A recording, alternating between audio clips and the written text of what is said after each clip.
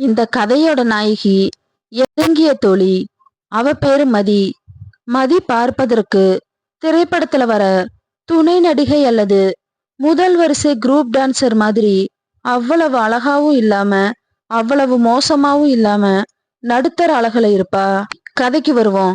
எங்க கேங்ல மொத்தம் 5 பேரு. நான், மதி, என்னுடைய நண்பன், அவனது காதலி மற்றும் என்னோட காதலி. ஆமா, நான் அப்போ வேற ஒரு பொண்ண உயிருக்குயிரா காதலிச்சுட்டு இருந்தேன். அவளும் அப்படித்தான். எங்க கேங்ல மதி மட்டும் அவளுடைய ஊர்ல சொந்தக்கார பையனை காதலிச்சுட்டு இருந்தா. நாங்க ஐவரும் ரொம்ப க்ளோஸு. ஊர் சுற்ற எங்க போனாலும் ஒன்னாதான் போவோம். நானும் என் நண்பனும் எங்க காதலிங்களோட ஜோடியா இருப்போம். மதி மட்டும் தனியா இருப்பா.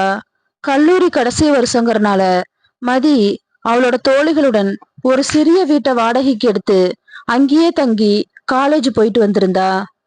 என் காதலியும் மதியும் ரொம்ப க்ளோஸு.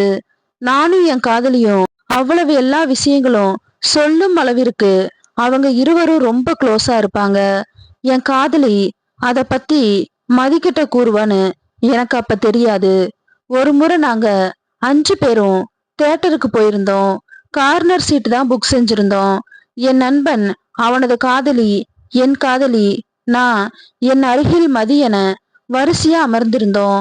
படம் ஆரம்பிச்சதும் நாங்க எங்க வேலைய ஆரம்பிச்சோம். அப்படியே இடைவெளியும் வந்துச்சு. அப்போது மதி என்னை பார்த்து ஒரு மாதிரியா சிரிச்சா. எனக்கு ஒண்ணுமே புரியல. பின் மீண்டும் அனைவரும் உள்ள போனோம். அப்போதுதான் நான் உன்னை கவனிச்சேன். இப்போது வேகமா மதியோட கைய தட்டி விட்டேன். காதலி பார்த்து விடுவாளோன்னு பயம். மேலும் மதி இப்படி செய்யறாளேன்னு கோபம். மதிய நல்ல தோழியா மட்டும்தான் நினைச்சு வந்தேன். என் காதலியிடம் நான் எதையுமே காட்டிக்கல. படம் முடிஞ்சு அனைவரும் புறப்பட்டோம். நான் மதிய முறைச்சிட்டு எதுவுமே பேசாம கிளம்பிட்டேன். சாரி, சாரி, என்ன மன்னிச்சுடு, பேசு, என்கிட்ட பேசாம இருக்காதேன்னு மதி மெசேஜ் அனுப்புனா. நான் ரிப்ளை எதுவுமே செய்யல. விடாம கால் பண்ணிட்டே இருந்தா. ப்ளீஸ் என் வீட்டுக்கு அருகவா, உன்கிட்ட என் நிலைமைய பத்தி கூறி மன்னிப்பு கேட்கணும் வான்னு அழுகிற எமோஜி அனுப்புனா. எனக்கு ஒரு மாதிரியா இருந்துச்சு. சரின்னு புறப்பட்டு போனேன். வீட்டுக்கு வெளியே நின்னு கால் பண்ணேன். வீட்டுக்குள்ளவா, ஃப்ரெண்ட்ஸ் எல்லாம் வெளியே போயிருக்காங்கன்னு சொன்னா. தயக்கத்தோட உள்ள போனேன். நான் கோபத்துடன், நீயாடி அப்படி பண்ண, சீ, இவ்வளோ சீப்பா நீ நடந்துப்பேன்னு நான் நினைச்சு கூட பார்க்கல. உனக்கு என்ன தாண்டி ஆச்சுன்னு கோபத்துல கத்தனேன். அவ சாரிடா, சாரின்னு அழ ஆரம்பிச்சா. எனக்கு என்ன பண்றதுனே தெரியல. எனக்கும் என் காதலனுக்கும் 3 மாசமா சண்டை மட்டும்தான் வந்துட்டு இருக்கு. அவன் என்ன புரிஞ்சுக்கவே இல்லை. என்ன கேர் பண்ண மாட்றான். எப்போதும் சண்டை சண்டைன்னு சண்டை மட்டும்தான் நடக்குது. நானும் வயசு பொண்ணு தானே, நான் என்ன பண்ணுவேன் நீயே சொல்லு. நான் அந்த மாதிரி ஏதாவது பேச ஆரம்பிச்சாவே அவன் என்ன திட்டுறான். அழுதுகிட்டே பாவமா சொன்னான். இதுக்கும் என்கிட்ட இன்னைக்கு அப்படி நடந்ததுக்கும் என்ன சம்மதம்னு கேட்டேன். அதுக்கு மதி உன் காதலிதான்னு சொன்னா. என்ன உளர்ற, அவ என்ன பண்ணான்னு கேட்டேன். எல்லாம் ஒண்ணு விடாம என்கிட்ட சொல்லுவா. அதை கேட்கும் போதே எனக்கு உன் கூட ஆசை வந்தது.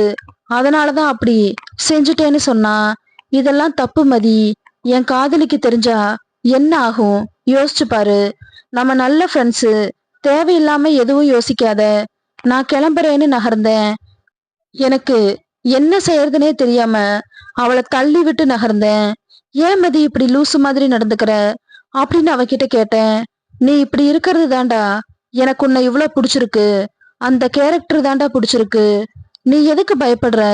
எதுவும் தெரியாம பாத்துக்கலாம்டா. என்ன நீ கல்யாணம்லாம் பண்ணிக்க வேணாம். பட் எனக்கு நீ வேணும்னு சொல்லிக்கிட்டே இருந்தா. பின் அப்படியே தூங்கிட்டோம். இருவரும் கொஞ்ச நேரம் தூங்கிட்டு எழுந்து பார்க்க எங்களுக்கு மிகப்பெரிய அதிர்ச்சி காத்திருந்துச்சு. அதை என்னன்னு அடுத்த கதையில பாப்போம்.